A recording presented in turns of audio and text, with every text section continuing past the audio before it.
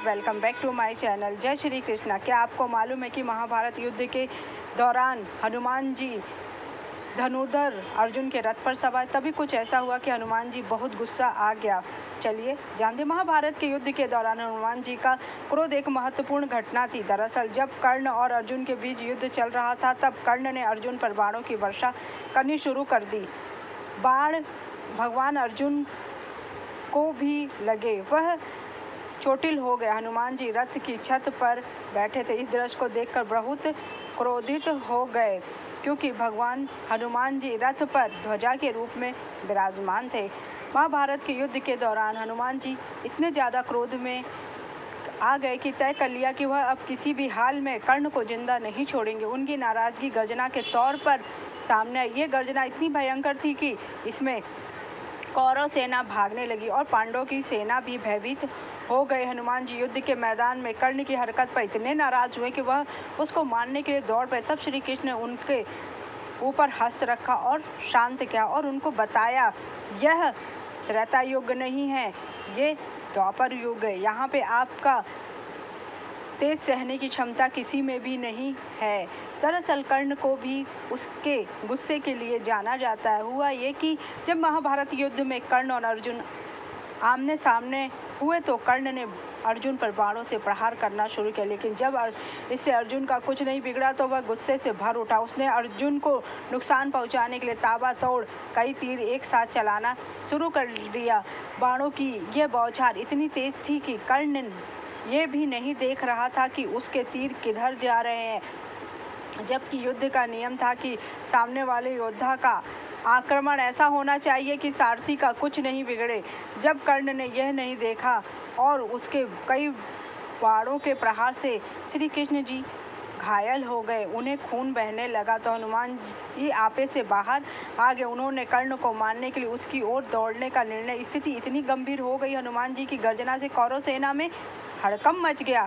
पांडव सेना को डर लगा कि अब पता नहीं क्या अनहोनी होने वाली है। हनुमान जी का यह क्रोध देखकर भगवान श्री कृष्ण ने उन्हें सावधान किया कि अगर वह इसी तरह कर्ण की ओर दौड़ देखते रहेंगे तो वह उनकी दृष्टि से ही मर जाएगा। श्री कृष्ण ने हनुमान जी को शांत करने के लिए उन्हें स्पर्श किया, जिससे वह शांत हो गए, लेकिन उनकी पूंछ अब भी आकाश में हिल रही थी। उनकी आंखों में आग भरी हुई थी। श्री कृष्ण ने हनुमान जी को यह भी बताया कि यह त्रेता युग नहीं है और उन्हें शांत रहना ही होगा। अगर हनुमान जी कर्ण को मार देंगे तो युद्ध का परिणाम तभी बदल जाता।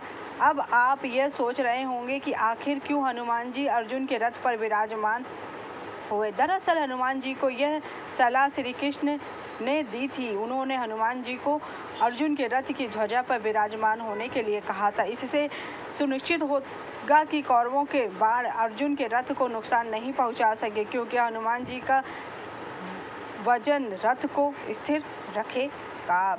हनुमान जी के रथ पर विराजमान होने से अर्जुन को युद्ध में अद्वितीय शक्ति और साहस मिला। इससे न केवल अर्जुन का आत्मविश्वास बढ़ा, बल्कि यह भी निश्चित हुआ कि वह युद्ध में आगे बढ़ सके, दुश्मनों का सामना कर सके। हनुमान जी की उपस्थिति ने युद्ध को प्रभावित किया, पांडवों को विजय दिलाने में महत्वपूर्ण भूमिका निभाई। युद्ध खत्म होने पर हनुमान जी रथ से उतरे तो अर्जुन का रथ विस्फोट के साथ ध्वस्त हो गया। तब लोग हैरान हो गए। ऐसे में श्री कृष्ण ने बताया कि रथ पर कई बाण और अस्त्र लगे हुए थे, लेकिन हनुमान जी की उपस्थिति के कारण रथ सुरक्षित रहा। अगर हनुमान जी नहीं होते तो रथ पहले ही नष्ट हो चुका होता और अर्जुन का भी वध हो चुका होता, क्योंकि गुरु द्रोण, भीष्म पितामह, अश्वत्थामा, कृपाचार्य और कर्ण जैसे महान योद्धाओं ने उस पर कई तरह के अस्त्र शस्त्रों का प्रयोग किया था, जिससे कि वह रथ कब का नष्ट हो जाता। ये तो हनुमान जी की शक्ति थी कि उस रथ का कुछ भी ना हो सका। अब सवाल उठता है कि अर्जुन को यह रथ कहाँ से मिला, कि युद्ध में अर्जुन को बेमिसाल रथ किसने दिया। यह रथ भगवान श्री कृष्ण ने दिया था, जो विशेष रूप से दिव्य शक्तियों से युक्त था। यह असल में श्री कृष्ण को तब अग्निदेव से मिला था, जो उन्होंने अर्जुन के साथ मिलकर खांडव वन को जलाने में उनकी मदद की थी और उसके बाद हस्तिनापुर का निर्माण किया था।